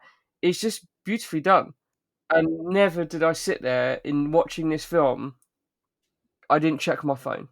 And to me, when the cast is perfectly balanced like that, and you have a young actress playing off of Michelle Yeoh like that, and that emotionally charged ending scene, come on, they've got lightning in a bottle here, and like The Matrix did 20 years before, they're not going to do it again. When you accidentally stumble across gold and you can never recreate it, and that's what this is, and what they've achieved is just stunning, visually, thematically, and everythingly. That's a word now. I like it. They definitely shouldn't attempt a number 2. Definitely shouldn't. No, I also don't want to see any deleted scenes, because the way this is structured is so perfectly balanced that it will just throw a spanner in the works if they did a deleted scene. What got deleted? It's like, what could have been left on the cutting room floor, man? Everything's in here. You know what exactly. I mean? Like, it's definitely just nailed it. And just like Waymond Frank, I'm sorry. I'm not even going to try. You guys do it much better than I do. Ke Huy Quan, I think is how you say it, but I do not know. Disclaimers were appropriate because I have no clue. Just say short round, and if we offend anyone, it's just his character from Indiana Jones. Mm-hmm. Well, I mean, I don't think use Jonathan like he did as a child actor. Yeah. I was going to say I don't think I've seen him since The Goonies. That's the thing, right? He hadn't worked in like decades, man. I'm actually quite annoyed about that, because like he proved like his acting chops in this film were incredible. Why is he not? I don't know if it's more of a personal thing. I don't know if he had personal stuff going on in his life. Actually, an interview with him, and it's quite an emotional interview. Was it a Variety interview? I can't remember, where he talks about the cute kid grows up, and the studios don't want the cute kid anymore because they're now adults. Macaulay Culkin went through it. Sean Astin went through it. And then Sean Astin got lucky with Peter Jackson, I think, to give him that second. And Sean Astin, for argument's sake, is the son of John Astin. And even he struggled. When he grew up to be an adult, he couldn't find work because everyone wanted the young Sean Astin. Mm-hmm. This happened, and it happened with Ke Huy Quan, where he was, I believe in this interview, he was a stunt coordinator and second unit director on films. He was choreographing martial arts fight scenes on movies with martial arts. That's how he earned a living. And he said a lot of the times no one recognized him on behind the scenes because he was just another face teaching these people how to do certain stances and moves and disciplines. And he went unrecognized for years, and then auditioned, and then this happened. And within a year, he's got his Oscar. And it's great. It's absolutely great that happened because everyone needs a second chance or a third chance or a fourth chance. It's the John Travolta moment, isn't it? Exactly. Yeah, it definitely is. So he's working now. That's the thing, man. Like he hadn't been acting in years, and this movie did give him that second chance, because not only is it like the cute kid grows up and he's not the child actor anymore, layer on top of that being Chinese. Yeah. And it's like there's not that many roles for you, and that's an unfortunate thing. It wasn't until Crazy Rich Asians, really, where it's like this is kind of like, oh, this can be done on the mainstream like scale. Michelle Yeoh's in that too, of course, and like that. That movie kind of blew the doors off a little bit, and it paved the way for things like Shang-Chi. And it's like now we can, now there's a place for these kind of actors to have work and to, give voice to these marginalized people. And yeah, it's hard not to feel like we weren't robbed of, 30 years of great Ke Huy Quan roles, because he's incredible in this.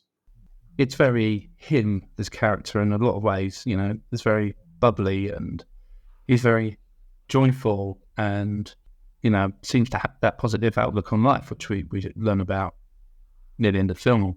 And that is very much him in real life from what we know of him. Yeah.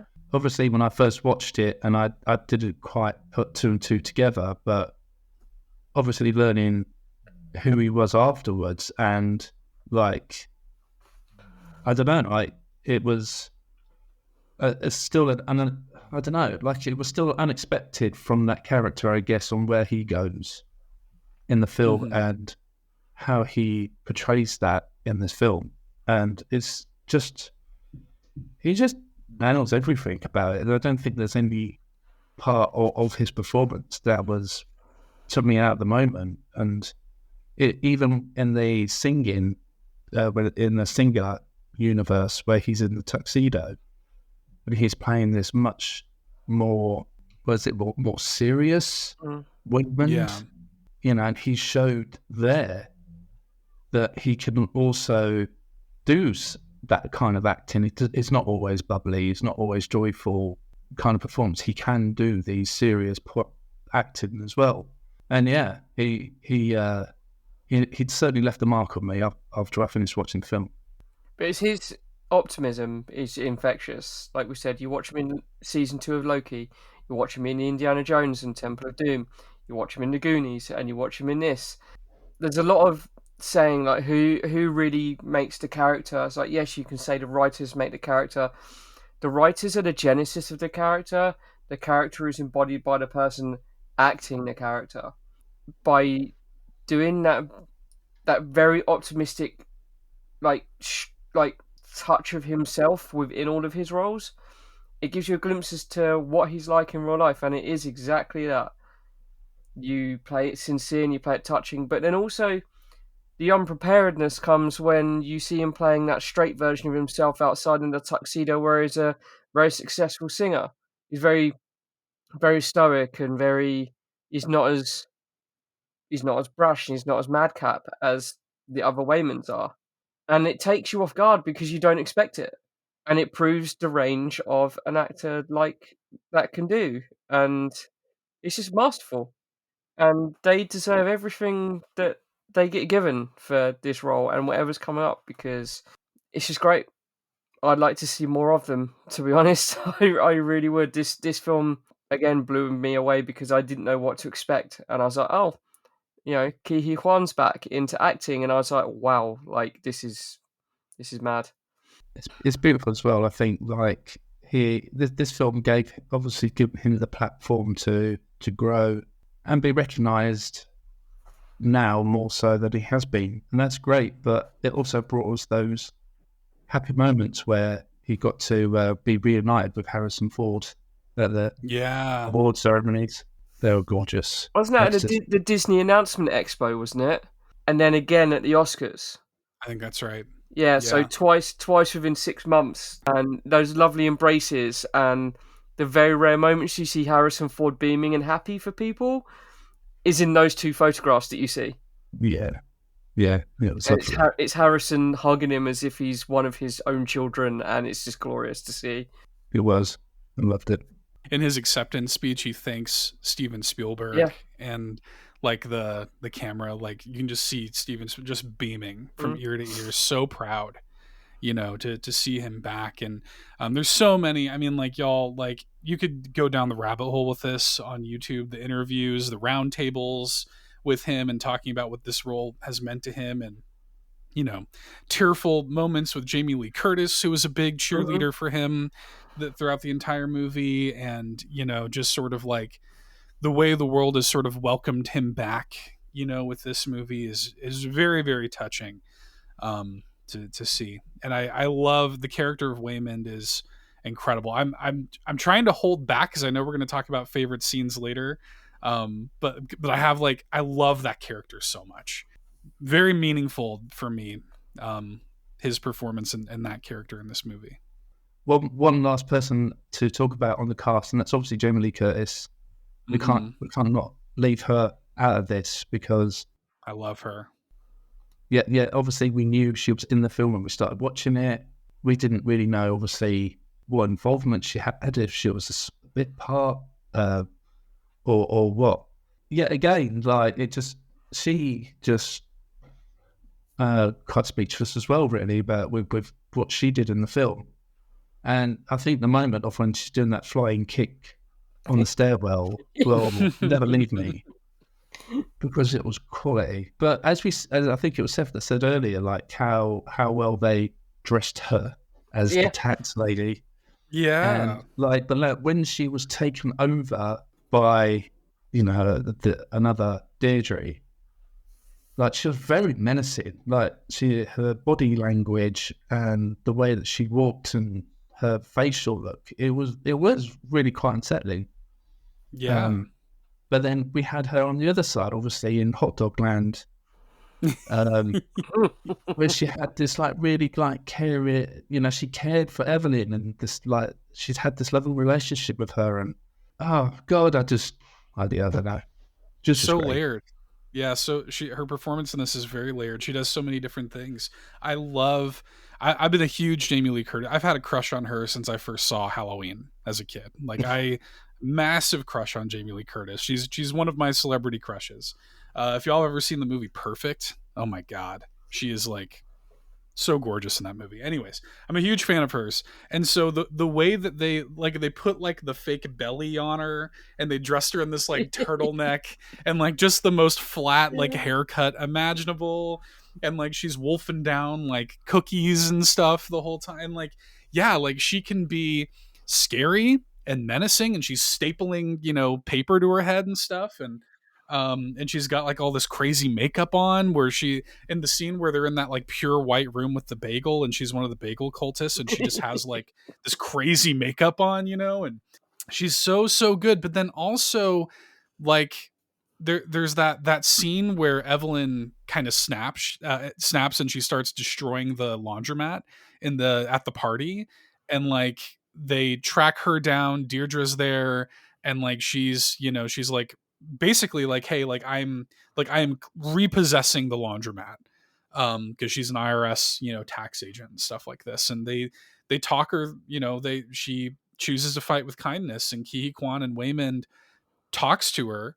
That's when she kind of realizes the power of just being kind, like the power of just like talking to a person, and they relate in that moment. And I think there's like that scene where I don't know if they're hitting like a vape or something together, or like whatever it is they're doing, where she gives her like a joint or something like that, where Deirdre and Evelyn are like smoking together, and like I like, she can be all of those things, and it's just a tremendous performance as really a side character, with a stupid name. Her character's name is like Deirdre Beaubeardre. Like, it's so stupid.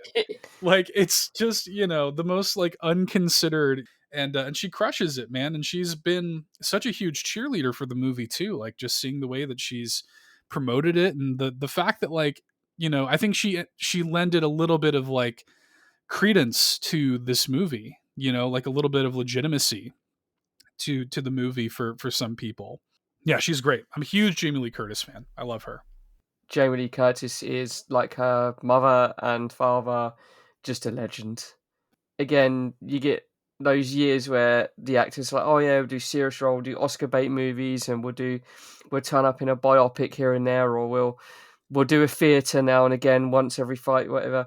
Then all of a sudden, there's this amazing moment where they're like, yeah, we'll do a film like that. Let's have at it. And then, like we said earlier, she gets made down. She gets proper frumped up with flat greasy wig and glasses with brown frames, and like we said, a fat suit gets put on her, and she changes her entire posture and stuff to be just this boring, mundane person. Like you said, even with the name, is boring. And for Jamie Lee Curtis to do it again, like I said, it adds legitimacy. It's like, oh, Michelle Yeoh, okay, yeah, Ke Huy Quan, who under the age of 35 knows who he even is? You might get those people into niche things like Indie and The Goonies, but like, they've introduced an entirely new generation to these actors. Here comes Jamie Lee Curtis, who has been on screens for nearing 45 years? Something like that, yeah. I mean, Halloween's got a 70 or something. Yeah. Halloween, yeah. To come in and go, yeah, I'm going to do this batshit crazy idea, and I'm going to play it sincere, but I'm also going to ham it up to high heaven. It's brilliant, Carl. It's brilliant to do, and to have that sense of fuck it in her mind, to go, okay, yeah. And again, we've seen True Lies. We've seen what's one of the earliest films? Was it Trading Places with Dan Aykroyd? I don't know. Where she's one of his exes, and he goes to her apartment, and it's the one with Macaulay Culkin. God, what's his name? What's that movie's name? That's gonna drive me crazy. I'm gonna have to look it up. It's the one with Macaulay Culkin, right? Where Dan Aykroyd has like the daughter, and like he's divorced. I don't know why I'm thinking it was Trading Places. It might not be, because he turns up at her apartment and she's like, "Why are you here?" And she spends the majority of the movie topless because it's Jamie Lee Curtis. Why the fuck? Oh, we're thinking of different movies. Yeah, we're definitely thinking of different movies. And I remember seeing that film as a youngster, and I was like, "Oh, who's this?" And then all of a sudden, as I'm older, I'm like, I started watching Halloween, and all of a sudden, this actress becomes part of the lexicon over your entire watching career of movies. and she's just brilliant. Everything she does, it can be the hammiest stuff ever or the most sincere stuff ever, and she puts her all in. She doesn't sleepwalk through a film or a show. And there's very few actors that do that can even make the worst, trashiest script watchable. Are the actors and actresses who just go all in or not at all. Trading Places is the one you're talking about. My Girl is the one I'm talking about. Oh, My Girl. Both starring Dan Aykroyd and Jamie Lee Curtis. All right, let's move on. Let's have a bit more music from the soundtrack. And then when we return, we shall reveal our favourite moment from the film. Yeah, look forward to this one.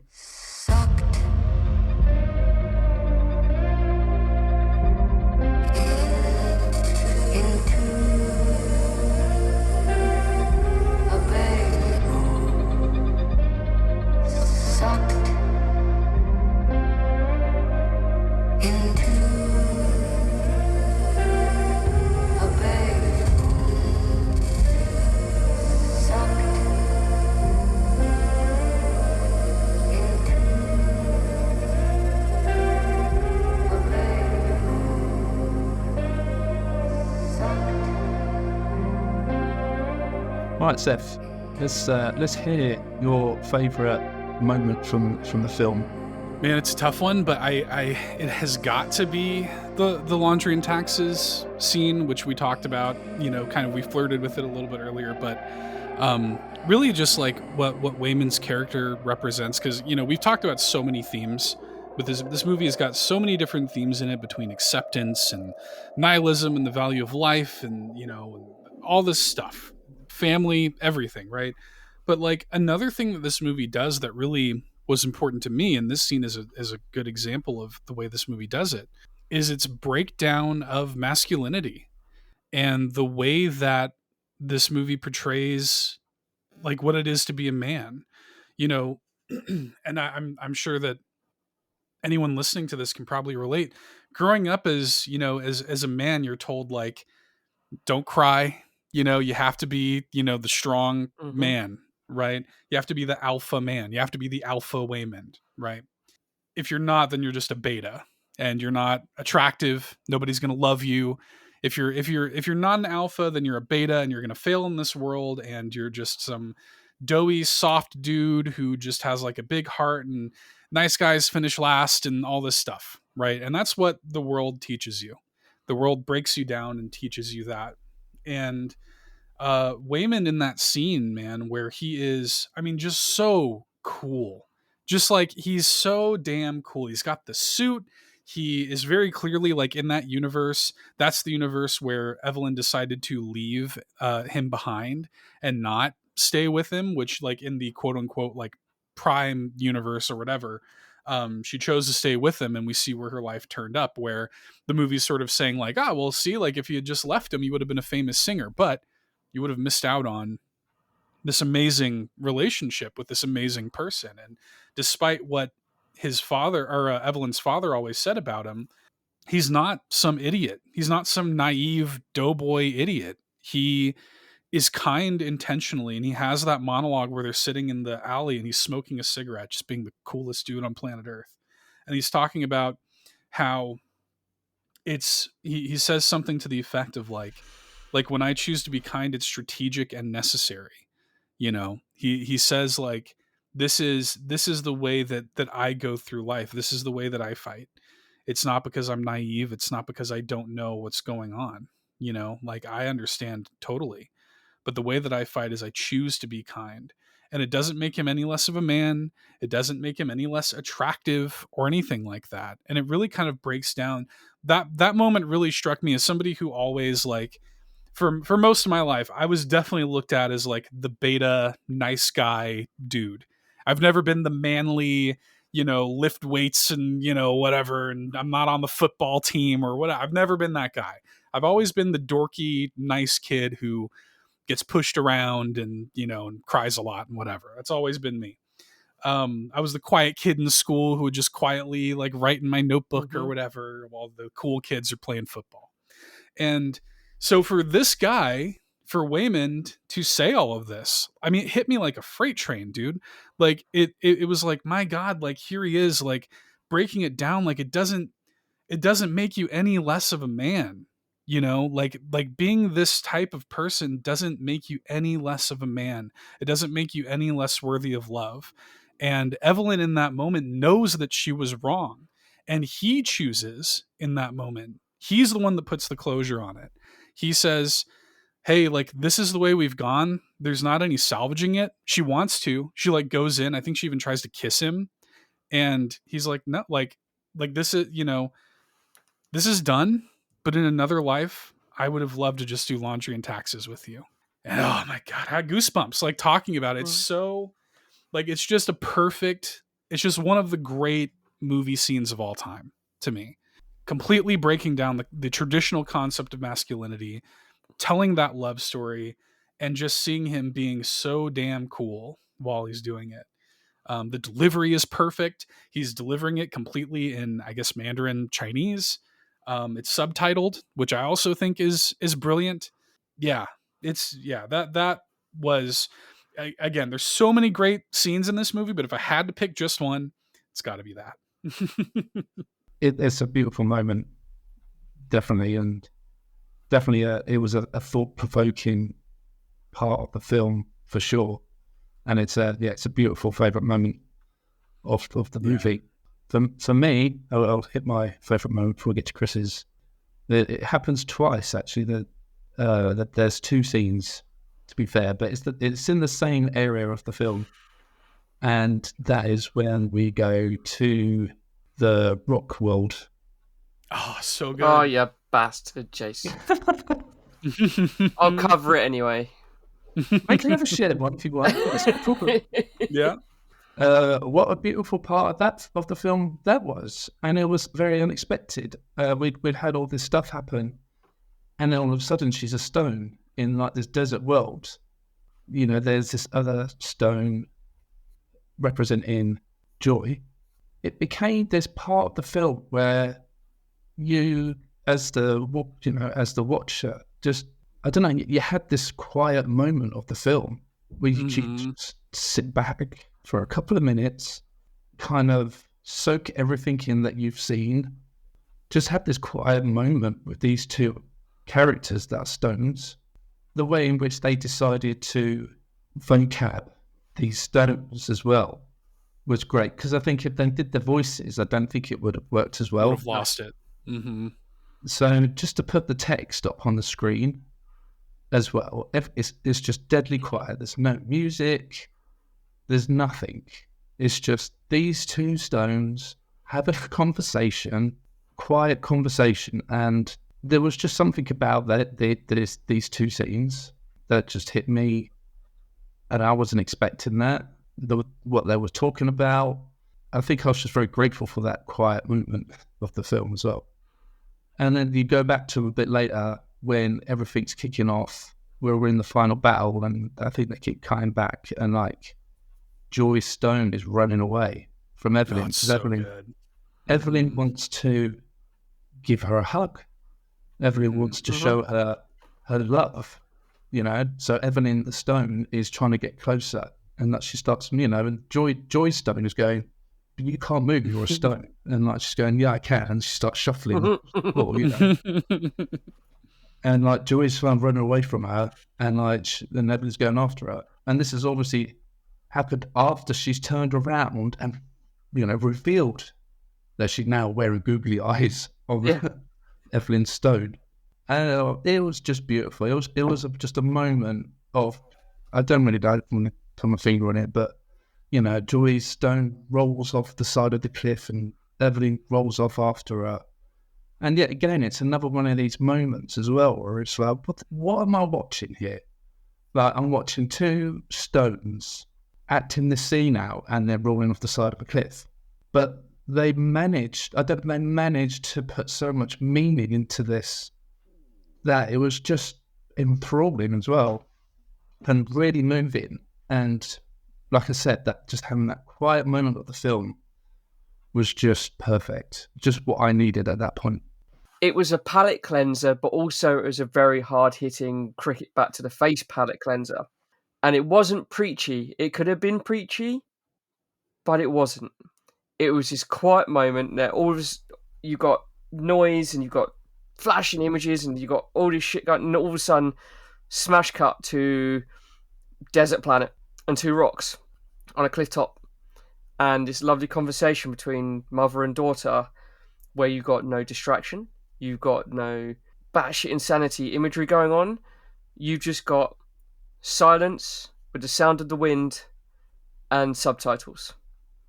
And it goes kind of slowly, and it's just a reminder that no matter what happens in life, we're just normal people clinging to the rock, hurtling through space.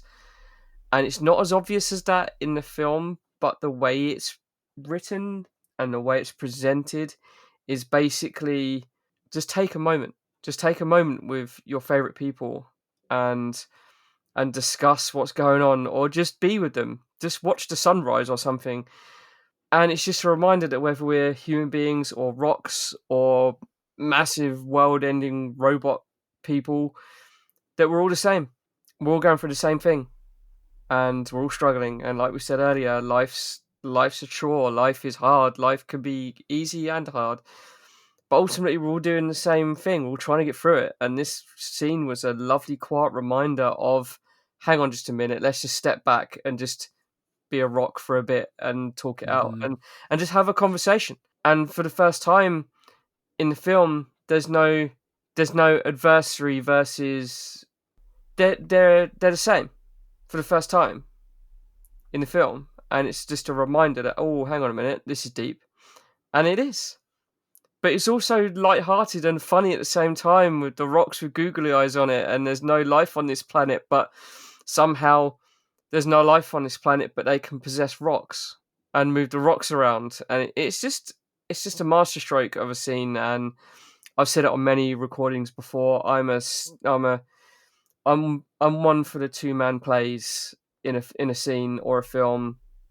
They're sometimes the best, where you've got 2 characters just talking to each other or sitting in a room, not even doing anything. And I love those scenes. And this is that example in this film of just a 2-man play just for a couple of minutes, and it's glorious. So good. I'm a huge advocate for meditation, and I love meditation. Meditation changed my life in a huge way. And everybody needs a moment between all the noise and all of the fear and trepidation and the struggle of just being a human on this planet. Everybody needs a moment to just be a rock, you know? Like, everybody needs to just be a rock from time to time. And it also reminds me of, I don't know if you guys have ever had this experience, but I think about in situations like long car rides or airplane trips or whatever, where you have like a sort of forced intimacy, a forced moment of like, we're both just kind of sitting here. And like, I find that some of my best conversations happen in moments of forced intimacy, where we're just kind of both here forced to basically do nothing but understand each other and chat with each other.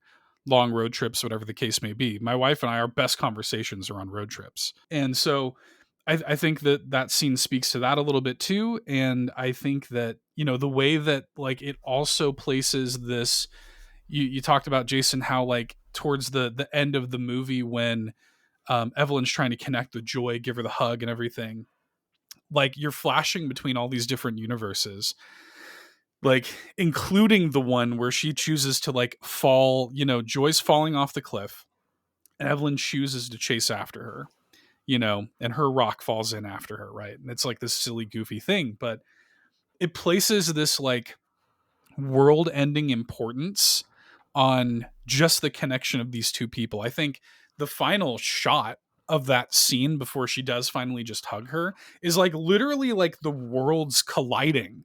It places such weight and gravitas on like, a scene where it's just 2 rocks. It's like got like 3 shots total. It's got like the wide shot and then the shot of each rock. And that's like it. And it is like, that to me is like, if you ever wanted to make a case for like the power of cinema as an art form, it's that kind of scene right there of like, look what we can do with nothing, with 2 rocks and a camera.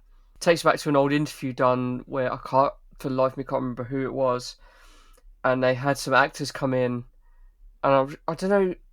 Oh, it's probably knowing me, Star Trek related or something like that. These actors come in, they're saying, "Oh, we can't perform. We have no props. There's no sets. Like we're just in a room, and there's a chair."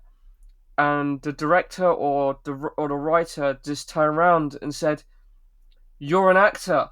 You do not need props. You do not need a set. You do not need a costume. If you're passionate, you can take this written word and turn it into something masterful." This scene is the epitome of that, and exactly, Seth, what you've just said there just made that interview flash back into my head, because it's true. Here we go. We've got a few subtitles on the screen, the wind sound effect from After Effects, and some rocks being animated or manipulated with magnets or something. You don't... and it's glorious. Absolutely glorious. Well, what a film. What a film.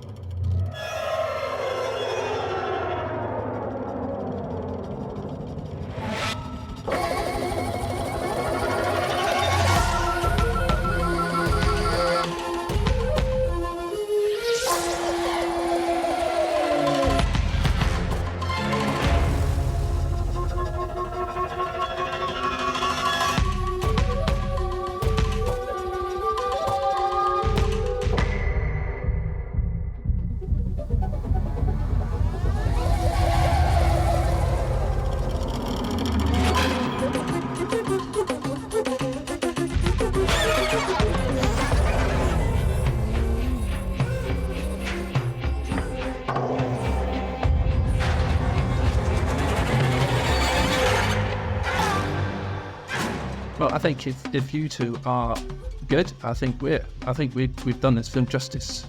As Seth was saying on Side Quest, you know, we call this, you know, would we call this Side Quest complete? Completed. I love it. If you've stuck through this conversation and you still haven't seen the film, then I'm sorry. You know, we warned you at the beginning not to do this, but if you have, then I still hope you've enjoyed it.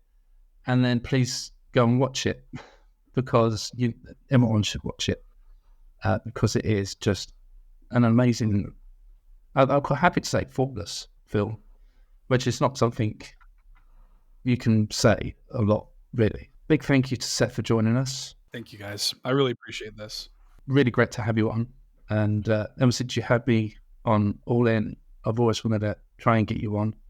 So I think it's lines crossed. You know, I think it was meant to be for us to do this with everything everywhere.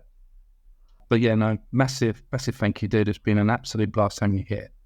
And if you can just tell the good people about your stuff again, give them a quick reminder, and where they can go to consume it all. Oh gosh. Okay. I'll try to make this brief. For me, you can follow me on Twitter, or Twix, I think we called it earlier. Twix, we'll go with Twix. You can find me on there at $2 Hero. All In, a Nintendo podcast, is one of mine. That's at All In Podcast on all of the things. You'll find it. We got our link tree on there that'll have all of our links and stuff too. All In Media, it's All In Podcast on YouTube, where you can find all of my YouTube content. Carpool Gaming, the Nintendo Drive as well, doing stuff over there. Yeah, I'm in a lot of places. All In Discord, you know, obviously. Yeah, check us out. I think that you know, it's a free, welcoming, and kind community. If you're a Nintendo fan, if you're an indie fan, we'd love to have you. Yeah, no, thanks, guys. I really appreciate it. I've wanted to talk about this movie in this level of detail for a long time. Like I said, you know, I'm the type of person where I keep like a disciplined, short and stern, like I have like long held, deeply held like beliefs where I'm like, this is my favorite movie. Nothing will ever top this. You know, like I said, if you had asked me before I saw this movie, like what it's either going to be like Love Exposure or Fifth Element or whatever, like all these different movies. The Thin Man's another one of them. Like I have like the short, stern list. But like the second I saw this for the first time, I turned to my wife, I was like, that was the best movie I've ever seen. Like straight up. I struggle to call anything perfect, but this is about as close as it gets to me. Like I'm like, I can't, there's not a thing I would change about it. There's not a single thing I would change about this movie. It's so special.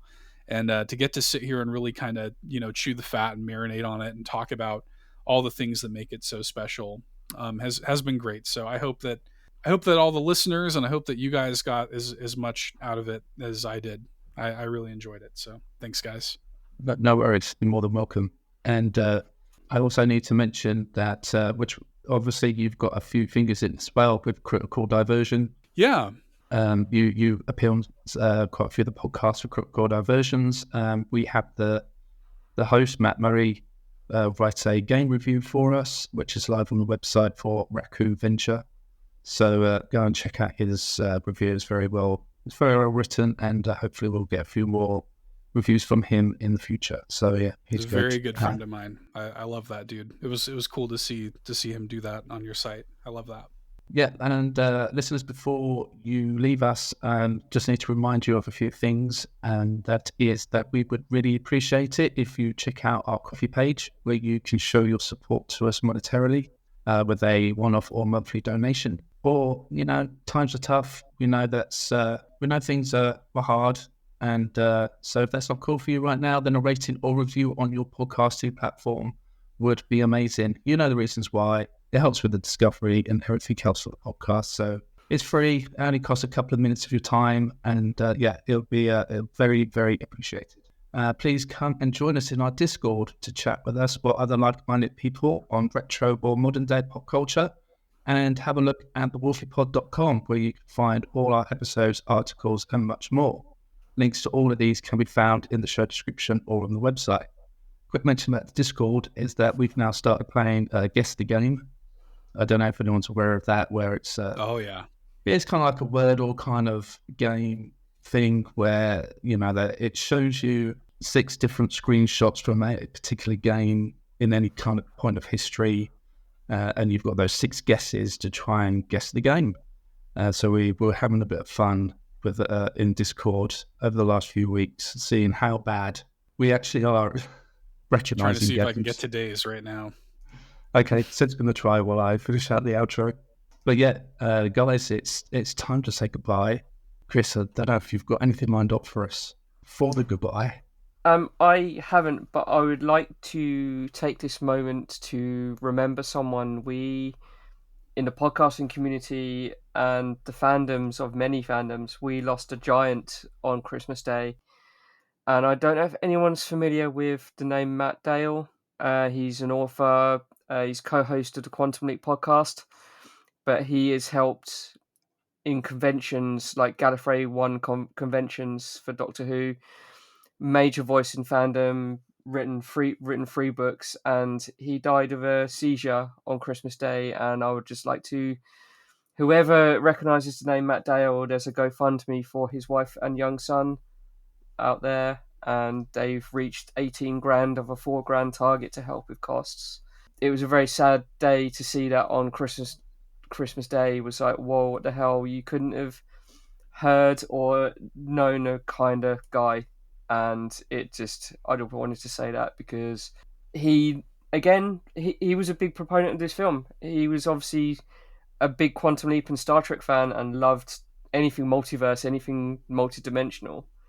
And I just not dedicate this episode to him, but I just wanted to mention that you'll be missed. And he was just one of the good ones. And it's a shame, but that's life, unfortunately. And yeah, we lost a very big name in certain niche podcast hosts this year, and it's very, very sad. Just search Matt Dale into podcast or anything, and you'll see what he's done. And he was only 43, so it kind of puts your life into perspective a little bit. Rest easy, my friend. I didn't know him personally. He was always in my ears for years and years on various podcasts. He was on like 4 or 5 different podcasts as co-hosts and guests, so he's always there. And it's just a very sad year, and just, yeah. I think that we can all only hope to leave that kind of legacy, to be remembered and to be like, to make that kind of impact that he's made on you. Yeah. Clearly. I watched the Quantum Leap podcast guys do a 3.5-hour tribute to him, and every single one of them were in tears and they could not speak. But they owed it to Matt to do that. One of them even had to mute their mic and turn the camera off because they just started to just break down. When someone has that impact and you don't realize it until you see the news and you're like, oh shit. It's like, oh fuck. They say that people are just podcasters. They're not. It feels like you know people intimately because you hear them. You get the real sense of that person through your earbuds. It's like Seth. Yeah. Like, I listen to like 4 podcasts from Seth every week. Yeah. You know? And you don't think about it. Probably know Seth better than, I don't know, my next door neighbour, probably. So probably right. You kind of like take it all in osmosis, and then all of a sudden you realise, fucking hell, like 43 is just no age, and yeah, for sure. Just, you keep as much in if you want, Jason, but I just thought it deserved a little bit of a shout out and a tribute to whoever listens and recognises that name. You're well more done. than welcome. Well, you may not dedicate the episode to him, but I will. So good. So there you go. The episode will be dedicated to him. Very, very beautiful, my friend. Love it. Seth, did you manage to crack the game while we were talking? I did actually. I got it in 5. Nice. So it wasn't my best, performance, but it was tripping me up. And then I saw. Am I spoiling it? Did y'all already do it today? I don't even know what Discord is. So. Oh, okay. You did it. You did it though, Jason? I don't use it. So I like. When I saw the logo, I wasn't picking. I was guessing a few different things, but when I saw the logo on turn 4, of the HUD of the health bar at the top left, I was like, okay, I know what this is, and I tried to go for the first one exactly. So my first guess was Assassin's Creed 1, and then my second guess when I actually saw his outfit, I was like, that's Brotherhood. So I got it in 5. Nice. I got it in 6 because I'm not an Assassin's Creed fan, but. Yeah, I saw the logo. And I was like, "Well, it's Assassin's Creed." I wouldn't have got anywhere near. It's a fun game, though, isn't it? I like Guess the Game. It's good. I saw it was from 2010. I was like, "Is it Black Flag or what?" I'm not sure which one it was, but I got it eventually. So yeah. Come on. This is what we're doing in Discord. So come see and join in for fun. Okay. Well, I think we've waffled on long enough, so let's get out of here. All that's left to say is that my name has been Jason, and you've been listening to Prepare to Fast Forward, and we'll catch you on the next one. Thanks very much. Take care, guys. Bye-bye. Goodbye, all.